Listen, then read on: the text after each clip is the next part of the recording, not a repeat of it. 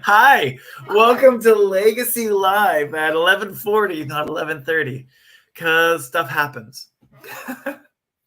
So welcome to Legacy Live. Thank you.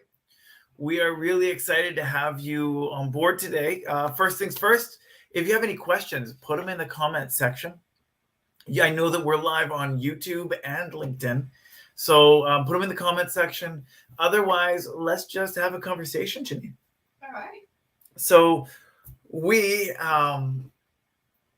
so first of all, I'm just gonna give you a little bit of background on what's going on. So we have this amazing agent, and she has been phenomenal for us. Like really, everything that we've asked her to do, she stepped up, with one exception.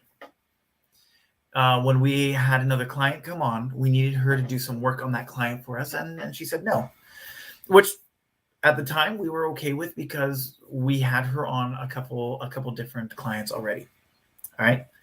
But so today we want to talk about kind of context around this, talk about bringing people on board to the vision when they initially aren't. Okay. Janine, I would love to know, first of all, tell me your side of what happened. Wow. So, yeah. So what? Okay. So when we start, we originally thought when we hired her, she was going to handle 3 more clients, correct? So she went on to 2, and then when it came to bringing on another client, it's like, hey, we have this client. We'd like to put you onto it. You'd be good at it. It's like, yeah, no. Do I get paid more? No, you don't. No, then I'm not doing it. It's like, okay. And you get stepped back a little bit, like, whoa, this is not right. Like, how did I miss this during the interview process? Right? Because there's something totally missing on that one. It's like, how did I miss that? It's like, all right, whatever. Move on, think about it, and what's the next steps. So I brought her in a few weeks ago and said, hey, let's discuss this further. Will you be willing, because brought this up again, will you be willing to work with a new client coming on? No, I'm just happy where I'm at. I'm like, okay, but we're not happy there because we want everybody to succeed and do better. So we bring people in, we are going to work with them, we're going to coach them, and we're going to build them up into the next level. And we always start with, what is your dream? Because we want to work with your dream and bring you to that level. And if you leave legacy, that's okay. Yeah. And if you stay with legacy, that's still okay. Yeah. That's great. Our goal is to really set you up set our agents up for success in every area of life. But part of that is we want to see success for legacy as well. We are a business. We are not. I had someone ask me whether we're a nonprofit or a business, and I was like, we're a business, but we skirt that nonprofit line really well, because with us, our goal is we are not selfish. We're not sitting here going, hey, we want to make as much money as we can.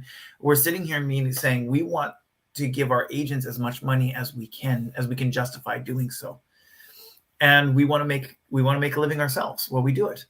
And one of the great benefits of this is we've been able to actually grow our agents to a place where they're providing excellent customer service. Absolutely excellent. Every one of them are like, now we have one of our agents who's great at process. Like he can beat me any day on figuring out like a way and a process to do things and how to teach that process. He is so good. But where he's lacking in that specific is more the emotional intelligence side. And so we train him up to be more emotionally intelligent. Whereas we've got this other agent who's really emotionally intelligent. Like he is when you talk to him, you feel like you're the only person on the planet. And it's amazing. His customer service in that regard is amazing. But his fault is the process. He's so into the conversation that sometimes he forgets key things in the process of the customer relationship. And so we want to build him up in that regard, making him a more round human being. And that way, when he leaves, he's more successful where it is. Wherever he lands, he will be more successful because of his time with us at Legacy. And the other 2 great qualities about them, they have both of those things, right? But just one's lacking in one area a little more and bringing up the other, and vice versa. Okay, and they're team players. They want to know more. They want to be coached. They want to learn more.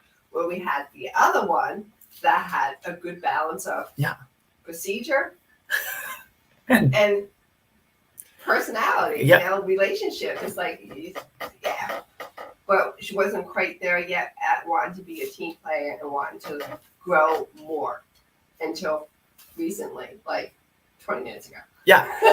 So I want you to talk me through having that, because this is not an easy conversation to have. No. And so talk me through the basics of having that. A lot of people will call them brave conversations. It's not brave conversations. It's just conversations. It's conversation. Because you don't need to be brave to have have a hard conversation. And it's not, I say it's a hard conversation. It's not a hard conversation. It's just a conversation. It's a conversation. You know, in effect, it was a difficult conversation only because there was a consequence, and the consequence was, you know, that's something we've been talking to for over a month now. The consequence it was if you can't be a team player, but it wasn't put it out like that, then you have a possibility of either getting cut and pay or just losing the position altogether. Yeah. Because we are training to learn new things, not just to have someone stuck in one area, because that's not what we're about anyway.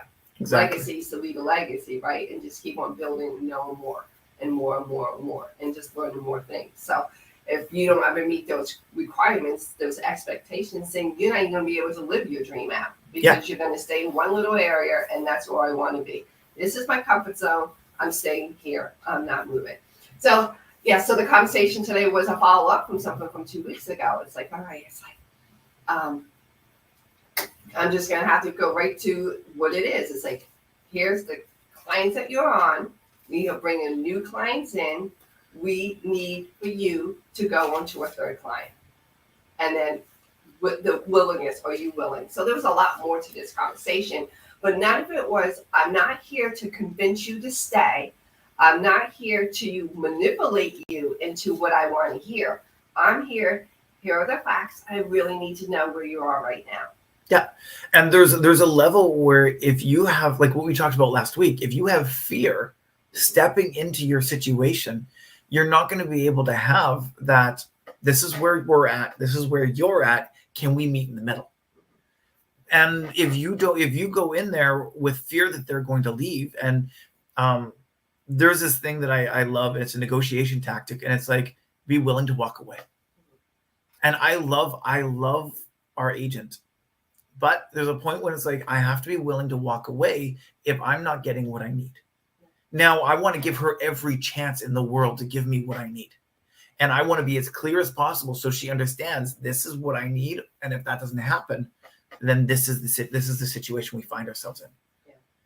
But if I don't give, it's not like we're big on loving our people. We love our people. If I don't love you enough to let you know where you're at and the consequences of where you're at, I don't actually love you.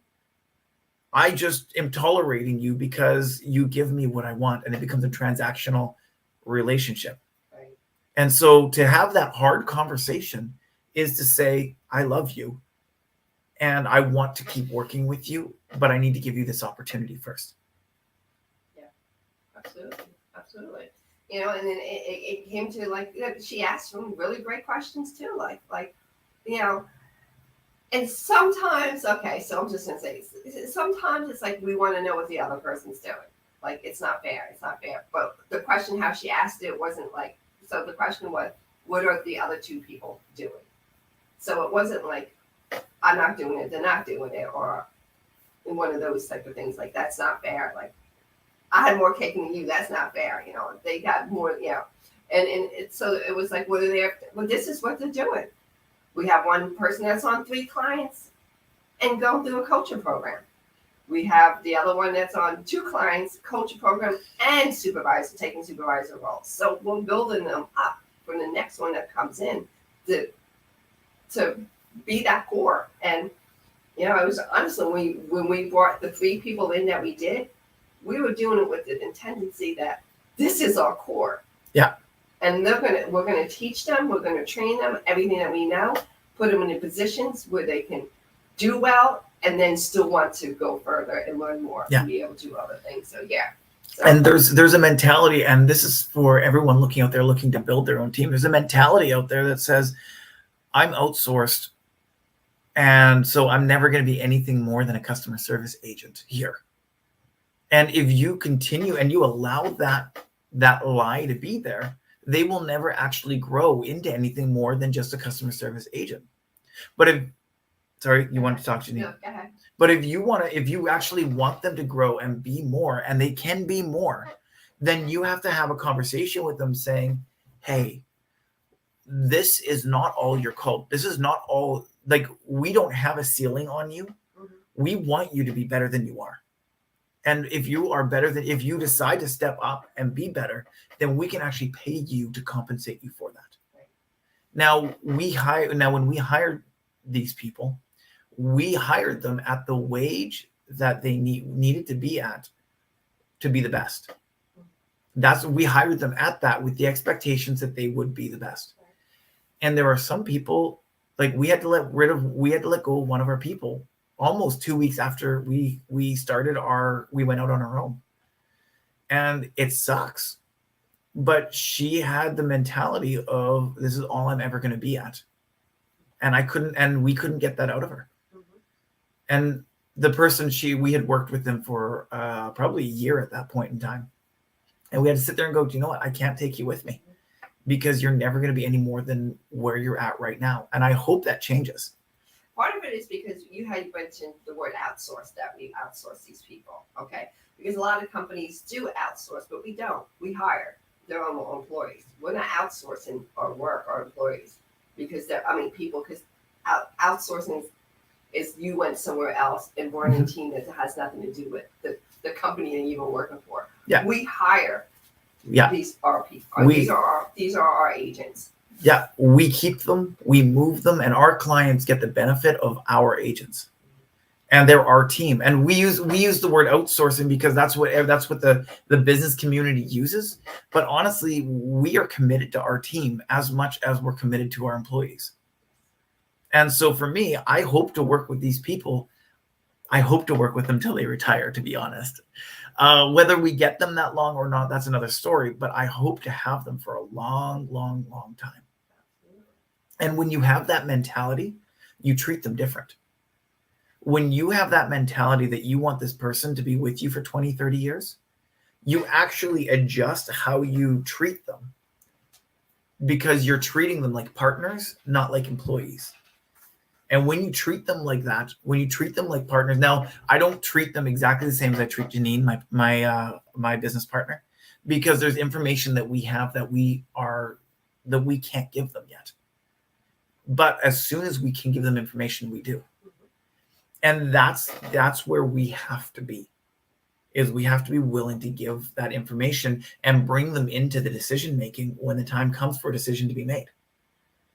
And when you bring that on, they get this, they are more likely to stay. But if you treat them as an outsourced team, they're going to leave you next time a dollar comes up. It's true. That's the basics of it. That's the core value. It is. Some people just chase the money. Yeah. The money. And that's why we have actually the process that we use to bring them on board. It takes up to 3 weeks to bring someone on board, because we want to make sure that they're exactly what we want and their values match ours. Yes. Because we're not hiring someone just to be a customer service agent. Yeah, we're not just hiring someone to man the phones. We're hiring someone that we're hiring someone to grow into their purpose. Potential and more. Yeah. Yeah. And more. And if we can launch you into being an author, we want to launch you into being an author. If we can't, then okay, that's great. But we want to launch you into it.